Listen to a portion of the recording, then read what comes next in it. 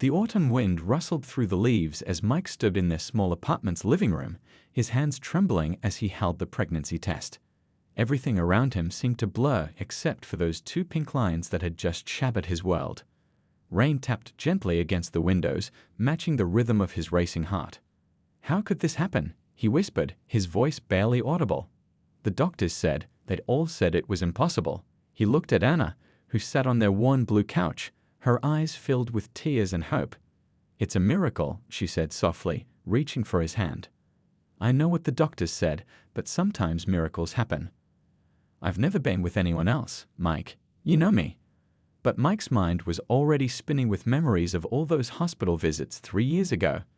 The sympathetic looks from doctors, the detailed explanations about his condition, the countless tests that all led to one conclusion: he couldn't father children. The medical terms still echoed in his head: severe oligospermia, almost zero sperm count, less than 1% chance of natural conception. He walked to the window, watching raindrops race down the glass. Their small coastal town looked gray and cold today, matching his inner turmoil. Behind him, Anna's quiet sniffles filled the room. "I need some air," he said, grabbing his jacket from the hook near the door. The familiar leather felt heavy on his shoulders. "Please don't go." Anna stood up, her voice breaking. "Let's talk about this. We can get tests done. You'll see." Tests. He turned around, hurt and anger mixing in his voice. "I've had enough tests to last a lifetime. They were all clear about one thing: this isn't possible." "But what if they were wrong?" Anna stepped closer, her hand protectively covering her stomach. "What if?" "Stop." The word came out harsher than he intended. Just stop. Their apartment suddenly felt too small, too suffocating. Pictures on the walls seemed to mock him: their wedding day, their first vacation together, lazy Sunday mornings captured in happier times.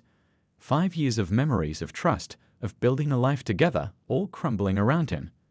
Mike grabbed his car keys from the bowl by the door, the metal cold against his palm. He could hear Anna's breathing getting faster, more panicked. "Where are you going?" she asked, though they both knew this wasn't just about getting some air anymore. "I don't know," he answered honestly. The truth was, he didn't have a plan. He just knew he couldn't stay here, couldn't face this reality that felt like a cruel joke. "I love you." Anna's words followed him as he opened the door. "I've only ever loved you. Please believe me." He paused in the doorway, his back to her. Part of him wanted to turn around, to hold her, to believe in miracles. But the logical part of his brain, the part that remembered every doctor's appointment, every test result, every crushing disappointment, wouldn't let him. "I'm sorry," he whispered, not sure if she could even hear him. I can't." The door closed behind him with a soft click that felt oddly final. Each step down the apartment building's stairs echoed in the empty stairwell.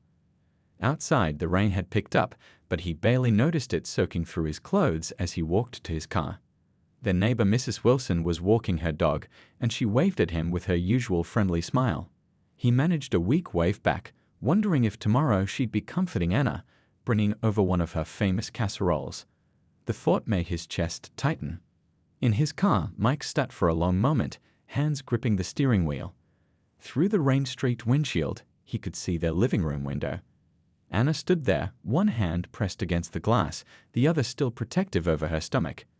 Even from here, he could see the tears running down her face. He started the engine, the familiar rumble offering no comfort today. As he pulled away from the curb, his mind was already making plans. He'd head to his friend's place in the city first, figure out the rest later. He had some savings, enough to start over somewhere new. The "Welcome to Pine Grove" sign passed by in a blur as he hit the highway. Each mile marker that disappeared in his rearview mirror felt like another brick in the wall he was building between his old life and whatever came next. His phone buzzed several times, messages from Anna, probably. He couldn't bring himself to look at them. What could she say that would change the medical facts? What explanation could possibly make sense of this impossible situation? Rain kept falling as city lights replaced small-town streets. Mike's thoughts drifted to all the dreams they'd shared in their cozy apartment. They talked about adoption, had even started researching agencies. Anna had been so supportive through all the medical procedures, never once making him feel less of a man because of his condition. That's what made this betrayal feel even worse. Hours passed, and eventually the rain stopped. As the clouds parted, revealing a strip of evening sky, Mike realized he'd been driving aimlessly. His gas tank was nearly empty, matching how he felt inside. He pulled into a service station, going through the motions of filling up his tank. Inside the convenience store, a young family caught his attention. A father was buying ice cream for his little girl, her excited squeals filling the quiet store. The man caught Mike's eye and smiled that universal smile of proud parents. Mike quickly looked away, his throat tight. Back in his car, he finally looked at his phone. 12 missed calls, 23 messages. The last one from Anna simply read, "I know you're hurt and confused, but I'm telling the truth. When you're ready to talk, I'll be here. We'll be here." That last part, "will be here," made his vision blur. He tossed the phone onto the passenger seat and pulled back onto the highway. The sun was setting behind him, casting long shadows ahead. Somewhere in those shadows lay his future, uncertain and alone, but less painful than facing what he'd left behind. What he didn't know then, as the miles stretched between him and Pine Grove, was that fate had much bigger plans. Plans that would eventually bring him face to face with a truth more miraculous than anything he could imagine.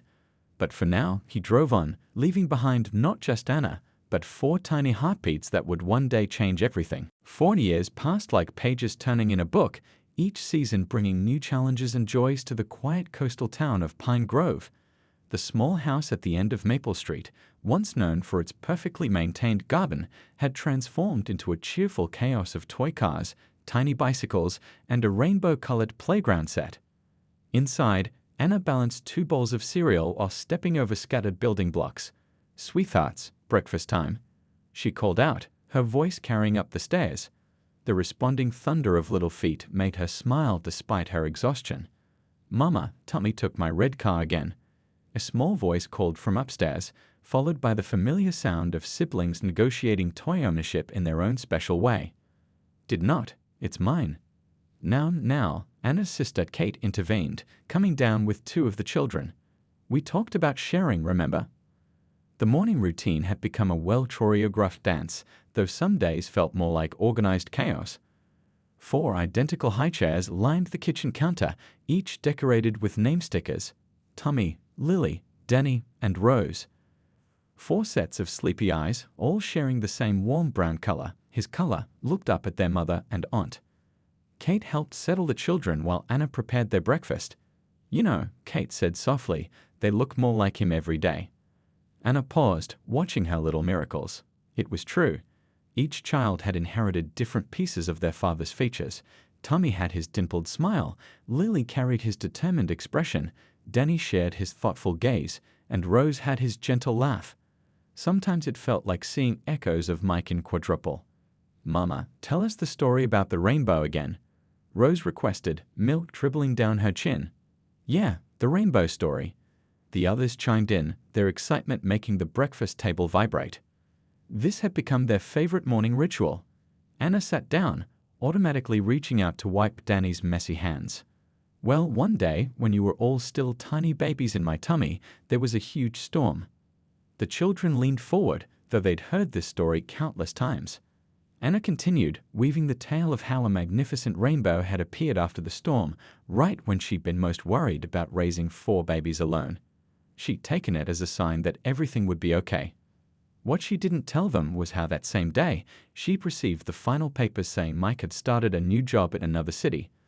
Or how she'd cried herself to sleep that night, wondering if she'd ever find the right words to tell him about the miracle he'd left behind.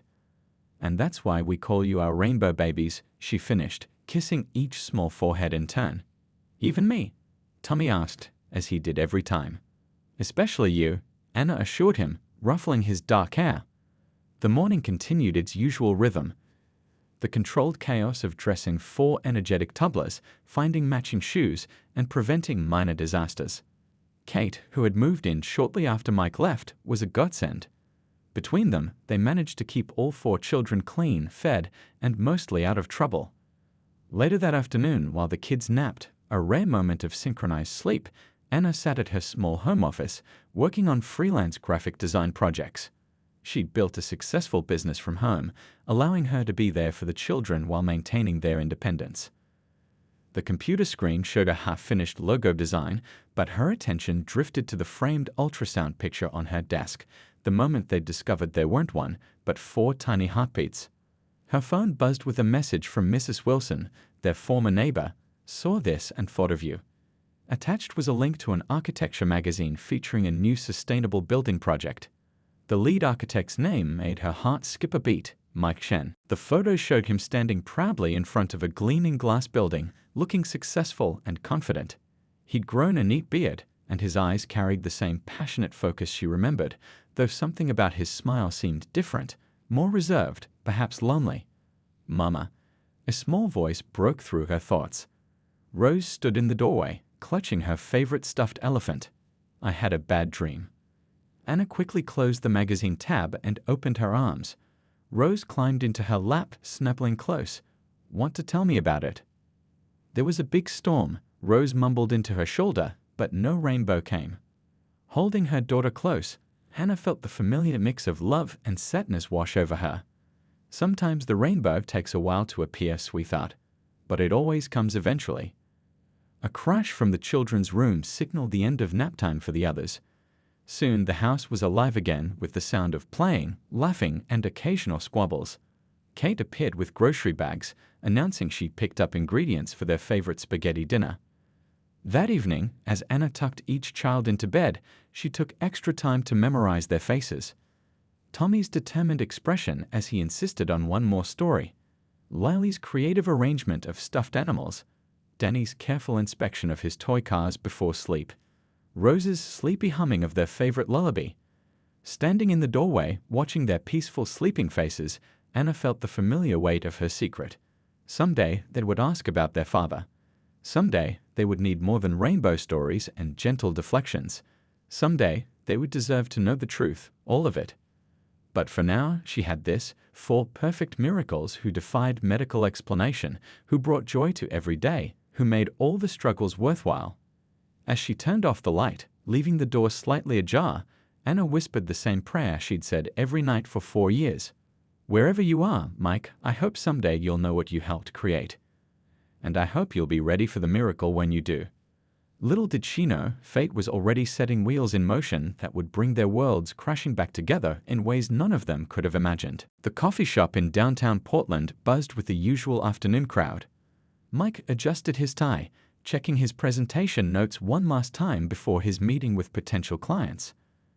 40 years of hard work had earned him a reputation as one of the most innovative architects in the Pacific Northwest, but success felt hollow in his quieter moments. "Sir, your Americano," the barista called out, her voice barely carrying over the espresso machine's hiss. As he reached for his coffee, someone bumped into him from behind. "Oh, I'm so sorry," a familiar voice made him freeze. He turned slowly, his coffee forgotten on the counter. Kate stood there, her hands full of shopping bags, looking as shocked as he felt. 40 years had added a few subtle lines around her eyes, but she was unmistakably Anna's sister.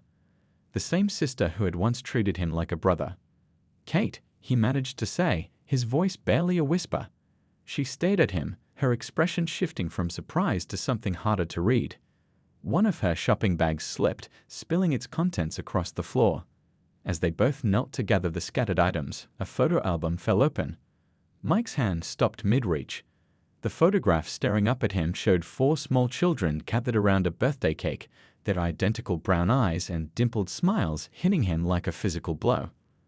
4 little faces that looked so familiar it made his chest ache. "They just turned 4, Kate said quietly, watching his reaction carefully. "The party was last weekend."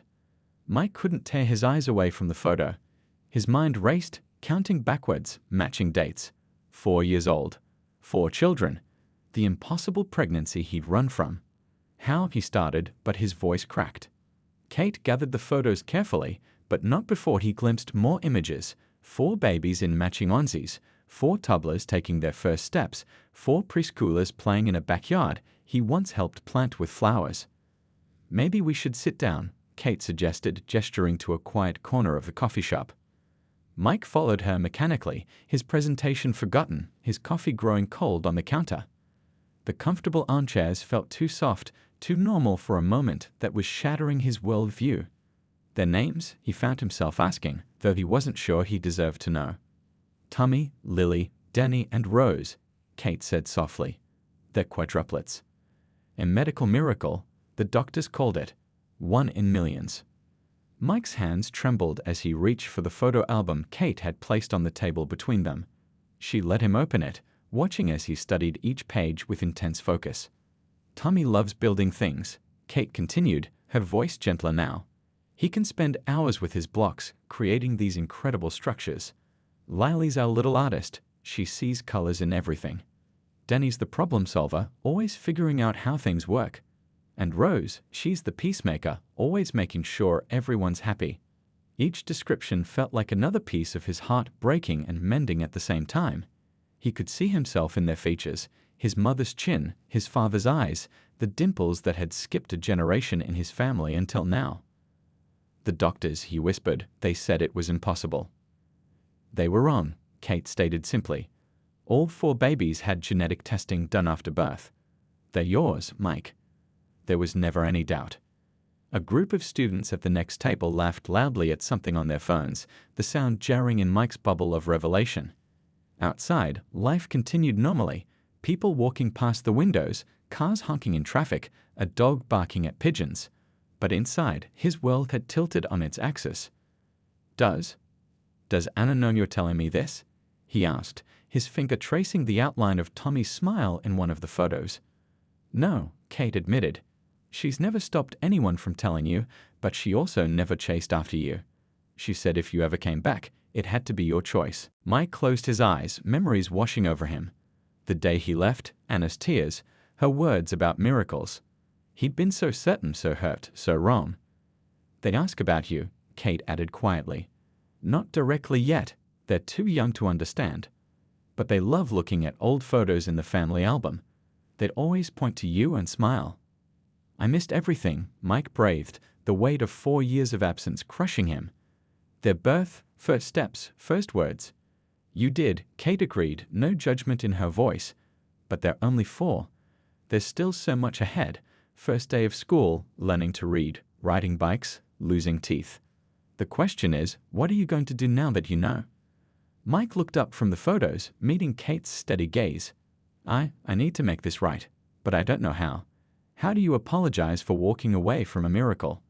You start by showing up, Kate said simply. The rest, well, that's something you'll have to figure out with Anna. She stood up, gathering her bags. We're staying at the Pine Grove Inn this weekend. The kids love the pool there. She placed a business card on the table, in case you want to start making things right. Mike watched her leave, the photo album still open in his lap. His phone buzzed, probably his clients wondering where he was. But for the first time in 4 years, work felt insignificant compared to what he'd just discovered.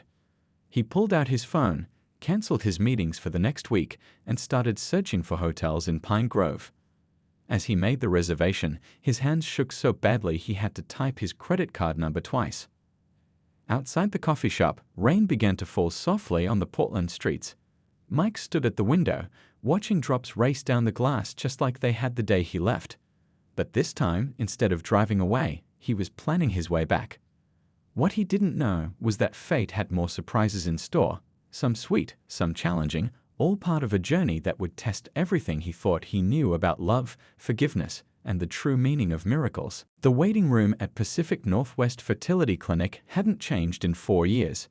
The same calming blue walls, the same gentle waterfall feature, even the same worn magazines on the coffee table. But Mike felt like a different person as he sat there, clutching a manila envelope containing 4 birth certificates. Mr. Chen?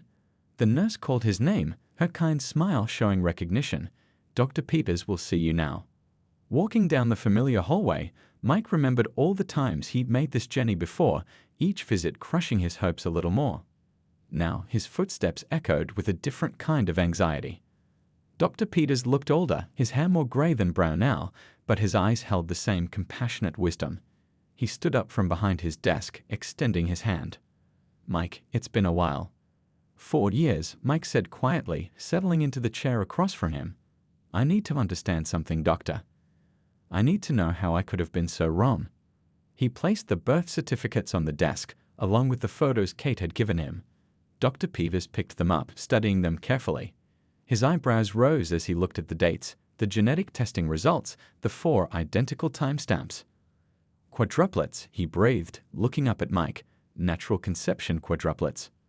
Mike nodded, his throat tight. I left when she told me she was pregnant. I thought. He couldn't finish the sentence. Dr. Peters was already pulling up old medical records on his computer, his fingers flying over the keyboard. Let me look at your original tests. Minutes passed in tense silence as he reviewed file after file. Finally, he sat back, removing his glasses to rub his eyes. Oh, Mike, he sighed. I owe you an apology. We all do. What do you mean? The doctor turned his monitor so Mike could see. Look at these results from your final set of tests. See this number here. He pointed to a figure that Mike had seen years ago, the one that had seemed to seal his fate. We interpreted this as showing severe oligospermia, extremely low sperm count. But he pulled up another screen, this one showing newer research papers. 3 years ago, a study revealed that certain testing methods we used back then could give false readings under specific conditions. Your case, it matches exactly with their findings. Mike stared at the screen, the medical terminology swimming before his eyes. Are you saying? I'm saying that while your fertility was indeed lower than average, it wasn't nearly as severe as we thought. Natural conception was absolutely possible. Rare, yes. Quadruplets even rarer. But possible. Dr. Peters leaned forward, his voice gentle. We were wrong, Mike, and that error cost you precious time with your children. The world seemed to tilt on its axis. Mike gripped the arms of his chair, memories flooding back. Anna's tears, her insistence that she was telling the truth, the pain in her eyes as he walked away. All because of a test result that had been misinterpreted. I need some air, he muttered, standing up quickly. Dr. Peters nodded understandingly, but held up a hand before Mike could leave. Wait, there's something else you should know. He pulled out a fresh piece of paper and began writing. These are the names of some excellent family counselors. You're going to need support, all of you, to navigate this situation. And this, he wrote another number, is my personal cell phone. If you need medical documentation, explanation, anything to help make this right, call me. Anytime. Mike took the paper with trembling hands. I don't even know where to start. Start with the truth, Dr. Peeves advised. The whole truth, including my part in it.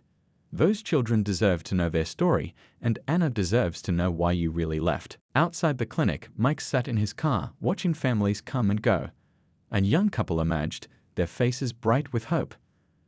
An older woman helped her pregnant daughter waddle carefully to the entrance. Life going on, miracles happening every day. He pulled out his phone, looking at the photo Kate had sent him last night. All 4 kids splashing in the hotel pool, their laughter almost audible through the screen. His children, his miracles, the impossible made possible. The drive back to his hotel was a blur of emotions. He kept seeing Anna's face the day he left, hearing her words about miracles. She'd known somehow, in her heart, what the doctors had missed in their tests. A mother's intuition proving stronger than medical science. In his hotel room, Mike spread out everything he had. The birth certificates, the photos, Dr. Peters' notes, the counselor's numbers. On his laptop, he pulled up real estate listings in Pine Grove. His fingers hovered over the keyboard before typing, houses near Maple Street. A notification popped up on his phone, an email from his office about an upcoming project presentation. He started to reach for it, then stopped. For 4 years, he'd buried himself in work, using success to fill the void left by his choices. Now, looking at the faces of his children, he knew no building he could design would ever be as important as the bridges he needed to rebuild with his family. He picked up his phone, dialing Kate's number. It rang twice before she answered. I know the truth now, he said without preamble. About the tests, about why I left, about everything. I need to make this right. There was a long pause before Kate replied. There at the park near the old ice cream shop. The one where you and Anna used to go on Sundays. Thank you, he whispered. Mike, Kate's voice stopped him before he could hang up. "They're having a picnic. Anna packed enough for everyone. She always does, just in case miracles happen." As he grabbed his keys and headed for the door, the sun broke through the clouds outside his window. 4 years ago, he'd driven away from Pine Grove believing in medical certainties. Now he was driving back, believing in something far more powerful, the possibility of miracles, forgiveness, and second chances. What he didn't know was that fate had one more surprise in store, one that would test not just his newfound faith in miracles, but everything he thought he knew about love, family, and the healing power of truth. The old park hadn't changed much in 4 years. The same wooden benches lined the walking path, the same massive oak trees provided patches of shade, and the same cheerful playground equipment brightened the landscape. Mike's hands gripped the steering wheel of his parked car, his eyes fixed on the scene before him. There they were, 4 small figures running around the playground, their laughter carrying across the park. His heart seemed to stop, then restart with a different rhythm as he watched them play. Tommy, the one Kate had described as the builder, was organizing what looked like a complex game involving the slide and several toy cars. His serious expression mirrored Mike's own face in childhood photos. Lily twirled in a yellow dress, pointing at butterflies and explaining something animated to her siblings. Danny methodically examined the playground equipment, testing each part before climbing. And Rose, the peacemaker, shared her snacks with everyone, making sure each sibling got an equal portion. Anna sat on a checkered picnic blanket nearby, her hair caught in the gentle breeze. She looked different yet exactly the same, newer lifelines around her eyes, a confidence set to her shoulders that spoke of years of single parenting, but still undeniably the woman he never truly stopped loving. "Come on," he whispered to himself, "you owe them this." His hand was on the car door when Tommy's voice rang out clear across the park. "Mama, watch this." The little boy had constructed an intricate ramp system for his toy cars using sticks and leaves. As Anna clapped and praised his engineering skills, Mike felt tears prick his eyes. His son had inherited more than just his looks. Finally, Mike stepped out of the car.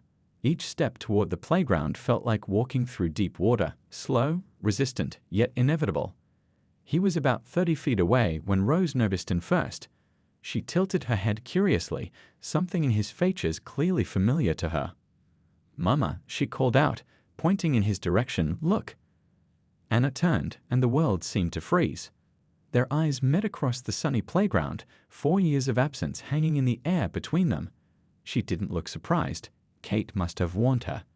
But the mix of emotions that crossed her face made his heart ache, hurt, hope, uncertainty, and something else he couldn't quite read. The children, sensing something important was happening, gathered around their mother. 4 pairs of eyes, his eyes, studied him with innocent curiosity.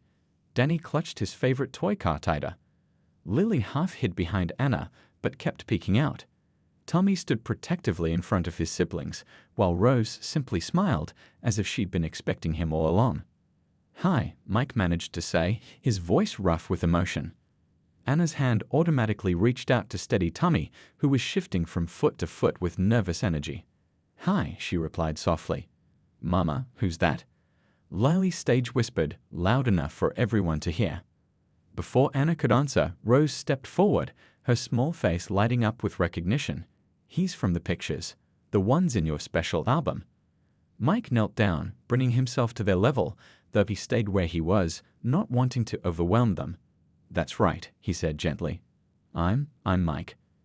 "You make Mama cry sometimes," Danny observed matter-of-factly, making both adults wince, "when she looks at the pictures." "Danny," Anna murmured, but Mike shook his head. "It's okay," he said. "He's right, and I'm very sorry about that." Tommy, still standing guard, squinted at him. "Why do you look like us? Everybody says we look like nobody else except each other." A choked laugh escaped Mike's throat. Trust a child to get straight to the heart of the matter. "Well," he started, looking at Anna for permission. She gave a small nod, her eyes glistening. "That's because I'm your father." The word hung in the air like a soap bubble, delicate and shimmering. 4 little faces processed this information with varying degrees of understanding. "Like in stories?" Lily asked, finally emerging fully from behind Anna. The ones where the daddy comes home, something like that, Anna answered, her voice gentle but firm. But this isn't a story. This is real, and it's complicated, and we're all going to need time to figure things out. Rose, displaying that intuitive nature Kate had mentioned, walked right up to Mike. She studied his face with serious concentration before declaring, "You have a sad smile. Like Mama sometimes." Mike felt a tear escape despite his best efforts. "I've been very sad about missing so much. About not being here to see you grow up." "We're still growing," Rose informed him practically. "You didn't miss that part yet." A surprised laugh bubbled up from Anna, mixing with what sounded suspiciously like a sob. The other children, taking their cue from Rose's acceptance, began inching closer. "Did you really build big buildings?" Tommy asked suddenly. "Aunt Kate showed us pictures in a magazine." "I do," Mike nodded. "Would you like to see some drawings?" Tommy's eyes lit up, and he nodded enthusiastically. Mike slowly reached for his work bag, pulling out his tablet. Soon all 4 children were gathered around him, wooing and awing over architectural renderings. Even Danny abandoned his defensive posture to ask detailed questions about how elevators worked. Anna watched from the picnic blanket, her expression a complex mixture of emotions. When Mike caught her eye over the children's heads, she gave him a small, cautious smile. It wasn't forgiveness, not yet, but it was a start. They spent the next hour like that, the children gradually warming up to him, asking questions that ranged from profound to silly. Yes, he could build with blocks too. No, he didn't have any pets. Yes, that was him in the beach photo in Mama's album. No, he didn't know how to make pancakes as good as Mama's. As the sun began to set, casting long shadows across the playground, Anna started packing up their picnic. "Time to head home, little ones." The goodbye was awkward, none of them quite sure how to handle this new situation. But Rose, once again proving herself the emotional compass of the family, solved it by giving Mike a quick hug. "Will you come back?" she whispered. Mike looked at Anna, who nodded slightly. "Yes," he promised. "If it's okay with your mama, I'd like to come back tomorrow. And the next day. And keep coming back until I've made up for all the days I missed." As he watched them walk away, 4 small hands waving goodbye while clutching Anna's skirt, Mike felt something he hadn't experienced in 4 years. Hope. Real, tangible hope. What he didn't know was that tomorrow would bring its own challenges, its own revelations, and its own kind of magic. But for now, he had this moment, the memory of 4 pairs of eyes looking at him, with curiosity instead of judgment, and the promise of more tomorrows to come. The beach at sunset painted the world in soft oranges and pinks, waves gently lapping at the shore. Mike sat on their old driftwood log, the one where they'd spent countless evenings planning their future together. Now, 40 years later, that future looked very different from what they'd imagined. "Kate's watching the kids," Anna said quietly, settling beside him but leaving enough space for their shared history to sit between them. "They're making cookies, probably turning my kitchen into a flower war zone." A small smile tugged at Mike's lips. Tommy wanted to know if they could build a cookie tower. He's definitely got the engineering bug. "Wonder where he gets that from," Anna replied, a hint of warmth breaking through her guarded tone. They sat in silence for a moment, watching the waves. Finally, Mike spoke, his voice barely audible above the surf. "I went to see Dr. Peevers yesterday." Anna's breath caught slightly, but she didn't interrupt. "He showed me the test results, the old ones, and new research that explains why we were all wrong." Mike pulled the medical documents from his jacket, holding them without offering them. "The testing method they used back then, it could give false readings under certain conditions. My case matched exactly with their findings." "I know," Anna said softly. Mike turned to her, surprised. "You know?" She nodded, wrapping her arms around herself against the evening breeze. "About 2 years ago, Dr. Peter's office contacted me. They were reaching out to all patients who might have been affected by the old testing methods. But by then," she gestured vaguely at the air between them. "By then I was gone," Mike finished, the weight of his choices heavy in his voice. "Why didn't you try to find me? To tell me? Would you have believed me?" Anna asked, meeting his eyes directly for the first time. "You didn't believe me when I was right in front of you, begging you to trust me. Why would a phone call or letter have been any different?" The truth of her words hit him like a physical blow. "I'm so sorry," he whispered. "I was so sure, so hurt, so wrong. You know what the hardest part was?" Hannah's voice trembled slightly. Not the morning sickness, not finding out it was quadruplets, not even doing it all alone. The hardest part was knowing that somewhere out there you were carrying this awful belief that I had betrayed you. That every time you thought of me, it was with anger and hurt instead of trust and love. Tears rolled down Mike's cheeks now, unchecked. "I never stopped loving you," he admitted. "I just buried it under all that pain and certainty. I threw away everything we had because I trusted a medical test more than I trusted you." "And now?" Anna asked.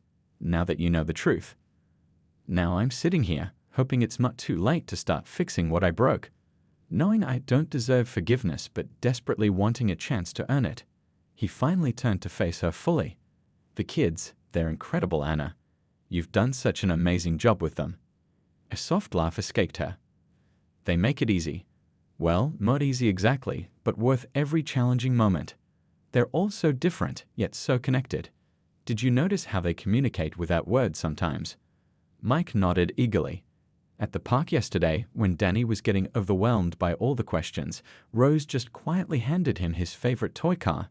She knew exactly what he needed. "They do that all the time," Anna smiled. "The doctors say it's common with multiples, but I think it's more than that.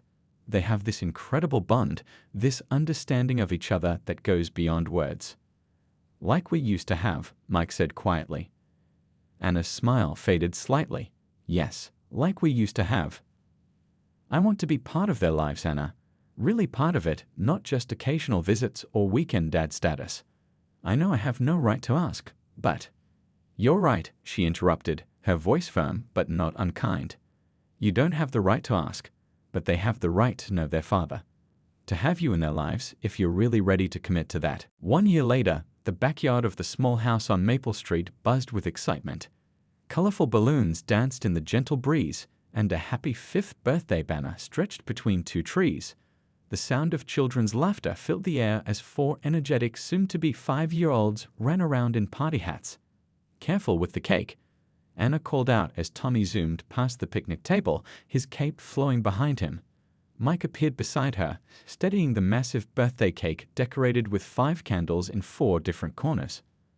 "I still can't believe you made this yourself," he said, admiring the intricate design, 4 interconnected rainbows forming a perfect circle.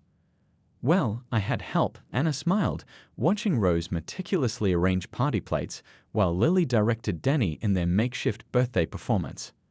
The past year had been a journey of small steps, careful conversations, and gradual healing. 3 times a week family therapy sessions had helped them all navigate the complex emotions of rebuilding their family. Mike had bought a small house just 2 streets over, close enough for daily visits but far enough to give everyone the space they needed. "Kids," Kate called from the back door. "Grandma and Grandpa are here." The quadruplets rushed to greet their grandparents, who had flown in specially for the birthday celebration. Mike's parents followed close behind. Their relationship with Anna had needed its own healing time, but the love for their grandchildren had bridged many gaps. "Papa, look." Tommy tapped at Mike's sleeve. Grandpa brought his old building blocks, the wooden ones you used to play with. Mike knelt down beside his son, watching as Tommy's eyes lit up at the sight of the familiar toys. "Those blocks helped me design my first house," he told Tommy. "Maybe you can build something special with them too." "Can we build it together?" Tommy asked hopefully. "Of course, buddy. We've got all the time in the world." Nearby, Lally was showing her latest artwork to both grandmothers, a family portrait that included everyone, even Kate's new puppy. Danny had cornered Grandpa for a detailed explanation of how his pocket watch worked, while Rose flitted between groups, making sure everyone had drinks and snacks. Dr. Linda, their family therapist, had once described their healing process as building a bridge while walking on it. Some days, the construction felt sturdy and sure. Other days, they had to stop and reinforce weak spots. But they kept moving forward, 1 plank at a time. "Present time," Kate announced, bringing out 4 carefully wrapped packages. The children gathered around the present table, their excitement barely contained. This year's birthday felt different, not just because it was their first with their father present, but because they were old enough now to understand more about their unique family story. Before we open presents, Anna said, catching Mike's eye, "Papa and I have something special to share." Mike nodded, pulling out a large, leather-bound album.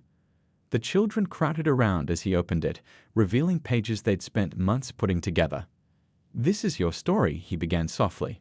"All of it, from the very beginning." The first page showed a young couple in love, standing in front of their first apartment. Then came hospital visits, sad faces, and a time of separation. But as they turned the pages, the story shifted.